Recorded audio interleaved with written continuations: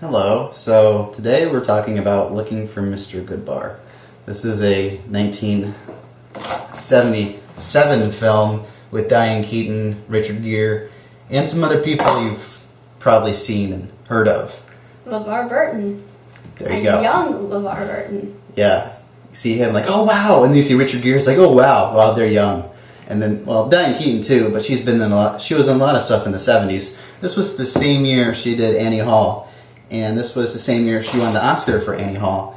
And she wasn't nominated for the Oscar for this role, but she was nominated for the Golden Globe for this role and also in Annie Hall. But I forget which one she won. But anyway, Tuesday Weld is also in this movie, and she was nominated for a Supporting Actress Oscar. So that was another standout role from the movie. So, the reason why we had the VHS and not a DVD, there is no official DVD release. There is no official Blu-ray release. This VHS was the last official release, and that was in 97.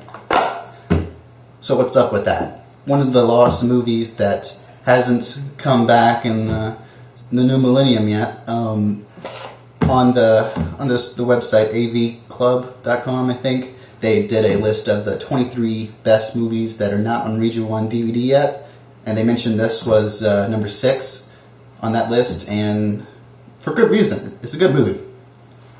Right? Yeah, it is a good movie. And it's got Diane Keaton in it. You know, I've been a Diane Keaton fan for years, and I've never even heard of it until recently. Yeah, me neither. I've definitely heard of all the Woody Allen movies because they get so many releases. And Annie Hall is one of my favorite, and then this came out this same year, and I didn't know about it, and then I found it, and wow. I might like her performance in this one better than Annie Hall. It was just, kind of blew me away. It did blow me away, too. Okay, so should we just jump right in there? I just want to start out and say that... Well, is it a spoiler? Is that what you mean? Or just jumping in where? Well, I guess maybe it's a small spoiler. Okay, well, spoiler alert. Spoiler alert. I just did not see Richard Gere's character coming. I did not think he was going to be the way he actually is. What was that? I did not think, he actually turns out to be kind of loony? Yeah, kind of loony and, That's just true. a weird boyfriend, weird one-night stand type of role. And I did not see him as this violent character. I'm used to seeing him as the romantic, lovable guy in Pretty Woman. Yeah, that's... It's like, huh? True. Yeah. A violent Richard Gere? Is that even possible? And we got Diane Keaton doing all these drugs and, yeah. I mean, like Annie Hall, she was doing marijuana and everything, but she was doing other stuff in this, and Downward Spiral. Twin Peaks come to mind because I read it on the AV Club, and we were just watching Twin Peaks, and they mentioned, it was like, and things like Twin Peaks have kind of done similar reference, or I don't know, but goodness. Speaking of Diane Keaton and other roles, I thought it was really funny that the character in Looking for Mr. Goodbar was reading a copy of The Godfather. Yeah, Yeah, so she was in The Godfather, and she was reading The Godfather, and in the bar, and Richard Gere even popped up and was like, make me an offer I can't refuse, and everything. Just that was really funny. But it's pretty dark. It's a dark movie. At one point, I was imagining Woody Allen in one of these characters, and it made me laugh because it would just be so out of character. It wouldn't be him. In contrast to Annie Hall, goodness. It's such a contrast. Isn't it in New York, same place? Yeah, it is New York, isn't it? Isn't it? Oh. Yeah, I think so. I guess. Yeah, I don't think. Yeah, okay, so yeah, it was New York. It's based on a novel that was written in 1975, which the novel was based on a real event that happened in 73. about the school teacher. So she was a school teacher, Diane Keaton's character, and teaching deaf kids. So how about that? I know, that's such a contrast. Can you imagine a teacher by day and bar hopper, sleeping and, with all these guys at night and then doing drugs. If you want to say. By night, that's just such a contrast. Always at night looking for something. And her family was Catholic, so that was an interesting part to it. And also she had some kind of like scoliosis when she was young, so there's all that about that. Yeah, and it's like she didn't get touched as a child, so she craved attention as an adult. Yeah, this is the psychology major trying to make sense of it all, but yeah, that probably could be something. And then there was all the family stuff that comes back up and all, and it was interesting. And it started in college when she had an affair with her professor, an ongoing affair. Right, the professor, that's where it all starts. Yeah, and you think, well, I kind of was getting from the movie that she was maybe a virgin before that all happened. Yeah, it could have been. Yeah. It might have been hinting on that. Yeah. I'm not sure. But I'm not positive. It was possible. Yeah. So, such a shame this is not on DVD. I would have bought the DVD, but I bought the VHS off eBay because once I heard about the movie, I wanted to buy it. And what's up with it? It was released by Paramount. So is it Paramount or who owns it? Is it you have Paramount still around, right? Maybe the audience just, or maybe they don't want the audience to see what an actress, a dynamic actress Diane Keaton was back then. I imagine that's not it. It's an Oscar-nominated movie, all in all, in Golden Globes and all, and award-winning. But anyways, it's fantastic, and it's just not around anymore as far as in circulation with DVDs. But there are some like bootleg DVDs that I saw on eBay. They're like all region, but it's not an official release, and that's what it should be. But yeah, it's there's a definite message in the movie that would be, it makes sense that you would want to release it again, so people that hadn't heard of it can get another chance to see it and all. There's a great message in it.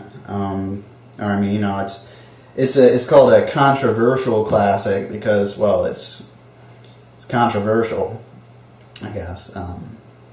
And what happens at the end, which I guess you can imagine. I don't know. I didn't see that coming. Yeah. Okay. So something you don't see coming, and really it's a downward spiral. So you can make sense of that as you. The ending, I really like how the ending was shot. There's so much in this. I love how this movie was shot. Not even the visuals were great, and the music was the music was very 70s. Yeah, Barry Manilow. And disco and everything. It was. Look up the soundtrack. I'm gonna either make a Spotify playlist of this soundtrack, or maybe somebody else already made one. There's just some groovy music in this. Definitely got up and danced. Every 5 minutes, it was just like, oh my god, what's this song? Or it was quite something with the music. Plus, the music makes a movie. What's a movie without music? Not much. Yeah, exactly. Yeah, so Tuesday Weld, she popped up, which, the first movie we looked at was A Safe Place, and she was in that. And this is, 7 years later or whatever, and she's this character where she plays Diane Keaton's sister in this. And, that was... She was great. Everybody was great in this. It was a fantastic ensemble cast and all, and it really made for a great movie watch.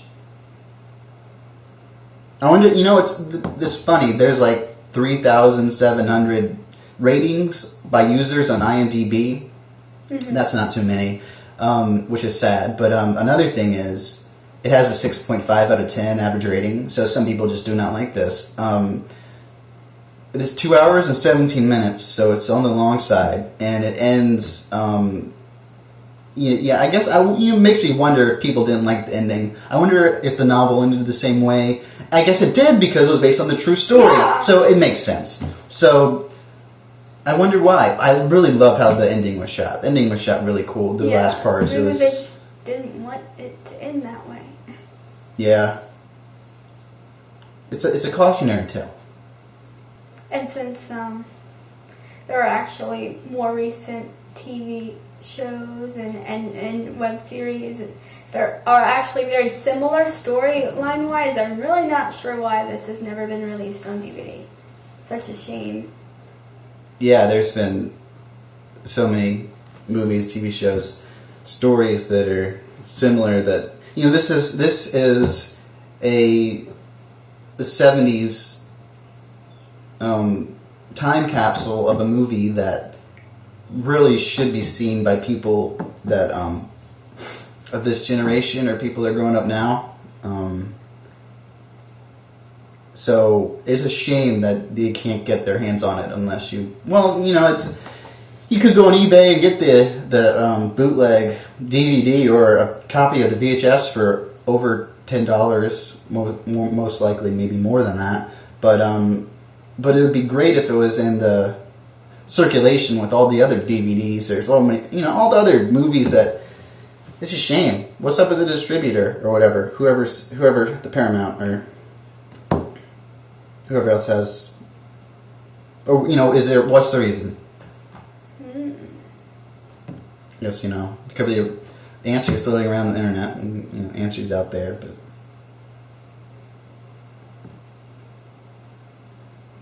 Makes you want to go on a treasure hunt looking for the movie.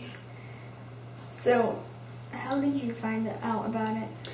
Well, like most movies, it was on the internet. And, yeah, I figured that. Brad Jones, thecinemasnob.com, always mentioning looking for Mr.Goodbar, and he had said Diane Keaton was in it, and I was like, what is this movie? So then I looked it up. Brad Jones, thank you for another movie that I learned from yeah.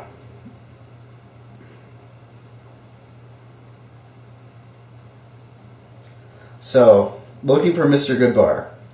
You should go on that hunt and look for Mr. Goodbar the movie, because it's worth it. And also probably check out the novel, because that's probably interesting too, since this was what it was based off of, and it makes sense that would be good too. So closing thoughts. Any closing thoughts? Kind of wrapped up a little bit there. Got anything else to say? Well, I just said it's definitely one to check out. Yeah, it's fantastic. Yeah. Yeah.